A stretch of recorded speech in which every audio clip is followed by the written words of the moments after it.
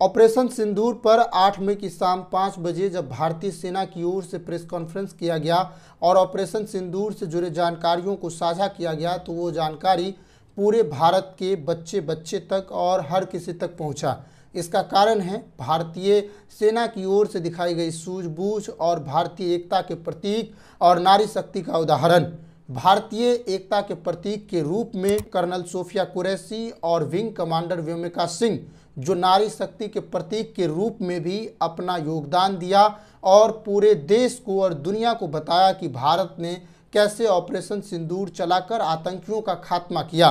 बीच में बैठे थे विदेश सचिव विक्रम मिस्री और ये तस्वीरें काफ़ी वायरल हुई और हर किसी ने इसके बारे में जाना, बेटियों के बारे में जाना और सब किसी ने सराहा कि भारत की बेटी आज दुनिया भर में नाम कमा रही है और नाम को ऊंचा कर रही है। ऑपरेशन सिंदूर के बारे में जब इन तीनों लोगं ने जानकारी दिया तो भारत को गर्व महसूस हुआ, भारत को अपनी बेटियों पर गर्व महसूस हुआ और एक रक्त का संचार हुआ जो उन्हें खून को ऊर्जावान बनाने में मदद किया और प्रोत्साहन देने में मदद किया। हर किसी ने सराहा और चर्चा किया और आज इसी एकता को धूमिल किया जा रहा है, इसे तोड़ा जा रहा है, वो भी तथाकथित हिंदूवादी लोगों की ओर से और तथाकथित बीजेपी के मंत्रियों की ओर से, जो अपने आप को हिंदू मुसलमान के नाम पर एजेंडा चलाकर भारत के अंदर अपनी राजनीति के फल फूल खिलाते फिरते हैं। मैं इसलिए कह रहा हूं क्योंकि बीजेपी के मंत्री विजय शाह ने एक ऐसा बयान दिया है जो निश्चित ही शर्मनाक है और वो बहुत ही घिनौना बयान है जो कहीं से भी नहीं कहा जाना चाहिए था। कर्नल सोफिया कुरैशी जो खुद भारतीय सेना में है, उसके दादाजी भारतीय सेना में रहे, उनके पिताजी भारतीय सेना में रहे, उनके पति आज भारतीय सेना में हैं, तो इस तरह आप समझिए कि जिनके तीन पीढ़ियां भारतीय सेना में हैं, क्या उन्हें धर्म के आधार पर अपनी घिनौनी भाषा का इस्तेमाल करके आतंकवादियों का बहन कह दिया जाना चाहिए था, जो बीजेपी के मंत्री ने किया है। और ये बयान ऐसा नहीं है कि उन्होंने पहली बार दिया है, इनके मुंह से धोखे से निकल गया हो, ऐसा बिल्कुल नहीं है। बीजेपी के मंत्री विजय शाह ने जो बयान दिया है वो इससे पहले भी देते आ रहे हैं। साल 2013 में जब शिवराज सिंह चौहान मध्य प्रदेश के मुख्यमंत्री थे तो उनकी पत्नी के लिए ऐसी अभद्र भाषा का इस्तेमाल किया गया जिसकी चर्चा आज तक हो रही है। उन्होंने बहुत ही अभद्र भाषा का इस्तेमाल किया। मैं आगे चलकर वो वीडियो भी आपको दिखाऊंगा। उन्होंने किस तरह एक मुख्यमंत्री के पत्नी के खिलाफ ऐसी भाषा का इस्तेमाल किया जो महिलाओं के प्रति ठेस पहुंचाने वाली थी। इसी तरह उन्होंने स्कूलों के छात्रा के खिलाफ एक बार अभद्र टिप्पणी भी कर चुके हैं। बार बार वो अपनी अभद्र टिप्पणियां करते हैं और उन्हें लगातार जनजातीय मंत्री के रूप में कार्य सौंपा जाता है, लगातार मंत्री पद बनाया जाता है। शिवराज सिंह चौहान के टाइम पर भी उसे मंत्री बनाया गया और आज के समय पर भी जो मोहन यादव के सरकार हैं इस समय भी वो जनजातीय मंत्री हैं। लगातार वो मंत्री के पद पा रहे हैं और अपनी जो ये गिरी हुई भाषा है और ये जो गिरी हुई और शर्मनाक जो भाषा है उसका इस्तेमाल करके वो सत्ता के गलियारों तक पहुंच रहे हैं। उनके ऊपर कोई कार्रवाई नहीं हो रही है। उन्होंने छात्रा के खिलाफ भी अपनी अभद्र भाषा का इस्तेमाल किया, महिलाओं के खिलाफ भी अभद्र भाषा का इस्तेमाल किया और अब इन्होंने एक ऐसे भाषा का इस्तेमाल किया है जिसकी निंदा जितनी की जाए उतनी कम है।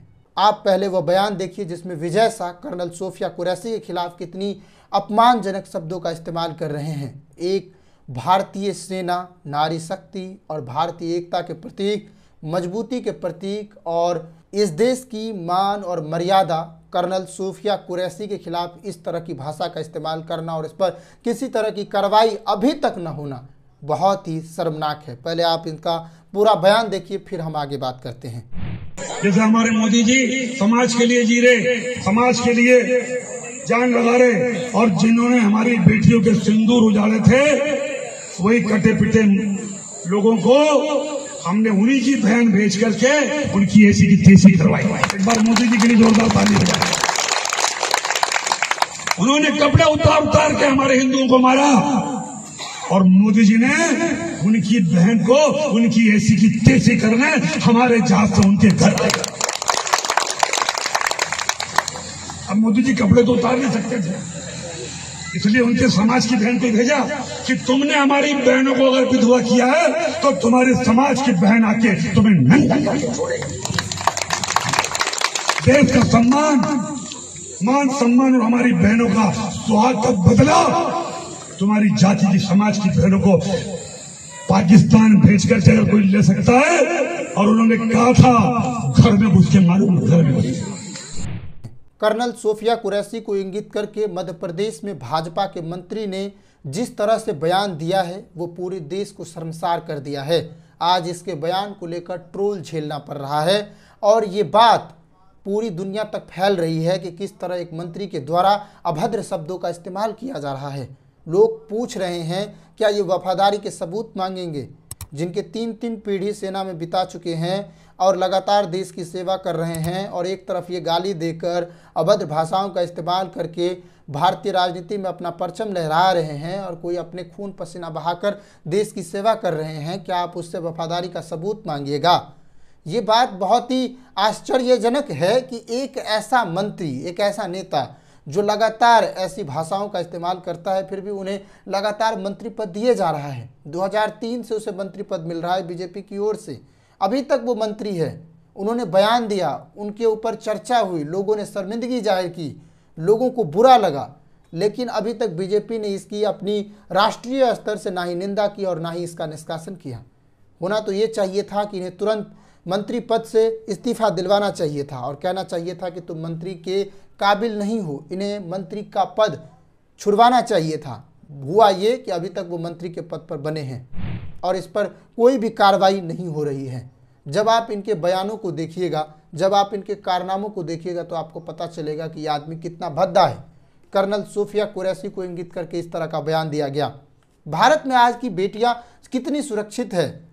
विदेश सचिव विक्रम मिस्री जो प्रेस कॉन्फ्रेंस में बैठकर पूरे देश को अपने देश की ऑपरेशन सिंदूर के बारे में जानकारी दे रहे थे, देश को गौरवान्वित कर रहे थे, अपनी संयमित भाषा, अपनी जो सूझबूझ है उसका प्रतीक दिखा रहे थे,